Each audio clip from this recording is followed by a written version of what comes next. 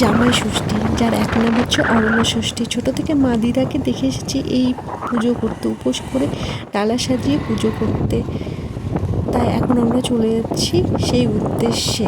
কিন্তু তার আগে আমাদেরকে আরেকটা জিনিস করতে হবে, এই দইয়ের হাঁড়ি আর মিষ্টির হাঁড়ি প্যাক করাতে হবে।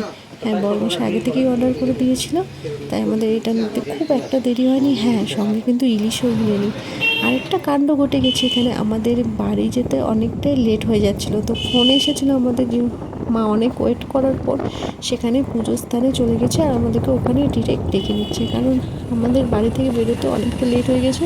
তাই বাড়ি না গিয়ে আমরা যেন পুজোর স্থানে চলে যাই, তো আমাদের বলা হয়েছিলো। তো এসে দেখি ঠিক তাই, পুজো শুরু হয়ে গেছে। আর সেখানে আমি বসে গেছি, আর এখানে অনেক সবারই প্রায় মেয়ে জামাই এসেছে, আর ওখানে সবাই পুজো করছে, আমরা এখানে বসে গল্প করছি, তার সাথে বাচ্চাদেরকে মুলুমুলু করে আদর করে নিচ্ছি। এখানে চলছে পুজো। আর যতদিন যাচ্ছে এই ষষ্ঠীটা খুব সুন্দর হচ্ছে, এই ষষ্ঠীটা যেন আরও সুন্দর হয়, আমি এটাও চাই। তো এটা হচ্ছে আমাদের দ্বিতীয়বারের জামাই ষষ্ঠী, আর এখানে সবাই বসে আছে, আর আমি বসে আছি। এই পুজোটা আবার দ্বিতীয়বারও হয়েছিল, কারণ অনেকে পরে থেকে এসেছিলো, আর আমাদের যেহেতু হয়ে গেছিলো, সেক্ষেত্রে আমাদের পুজোটা হওয়ার পরেই আমরা বাড়ি চলে গেছিলাম।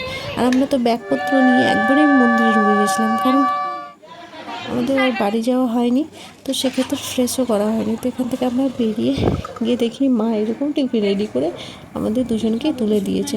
তারপরে ইলিশ মাছ রেখে, যেহেতু আজকে শনিবার পড়েছিল, এবারে জামাই ষষ্ঠী আপনারা জানেন, তো সেক্ষেত্রে আজকে তো হবে না, কাল হবে।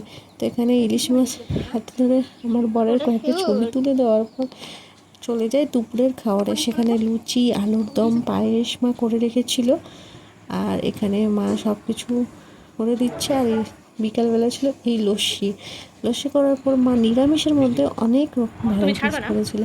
তো সেটা হওয়ার পর পরের দিন ছিল হোটেলের মতো মেনু সাজানো, এলাহি আয়োজন, আলু ভাজা, কলা ভাজা, পটল ভাজা, ঢেঁড়স ভাজা, বেগুন ভাজা, মাছ, মাংস, ফ্রায়েড রাইস, অনেক কিছু। আর সম্পূর্ণ মা নিজের হাতে রান্না করেছিল। আর এই যে ইলিশ, এইগুলোকে কেটে ধুয়ে ভেজে রান্না করে প্রত্যেকটা কাকু জেঠু বাড়িতে দেওয়া হবে, তাই অনেকটাই আছে। তো যেহেতু এখানে সবগুলো খাবার হয়ে গেছে, আর এখানে আমরা রেডি করে দিয়েছি। আর এই হচ্ছে জামাই ষষ্ঠীর পর্ব। এখানে পাঁপড় ভাজা, ইলিশ মাছ, দই, স্যালাড থেকে শুরু করে ভেন্ডি ভাজা, সব রকমের ভাজা দিয়ে ইলিশ মাছ ভাজা ছিল। আর বিকালে এসেছিলো আমাদের জন্য ফুচকা, যেটা পেয়ে আমি আর আমার বোনও তো খুব খুশি, কারণ আমাদের দুজনে ফুচকা খেতে খুব ভালো লাগে। এখানে আমরা খেয়ে নিই। তো এবারে জামাই ষষ্ঠী আমাদের খুব সাধারণ, যেমন যায় তেমনই গেছে, আর খুব আনন্দদায়ক গেছে, অল্প কিছুতেই অনেক অনেক আনন্দে ভরা। তো আশা করি আপনাদের ভিডিওটা ভালো লেগেছে। ভালো লাগলে একটা লাইক করে দেবেন। ভালো থাকবেন, সুস্থ থাকবেন, বি পজিটিভ। দেখা হবে পরের ভিডিওতে। বাই।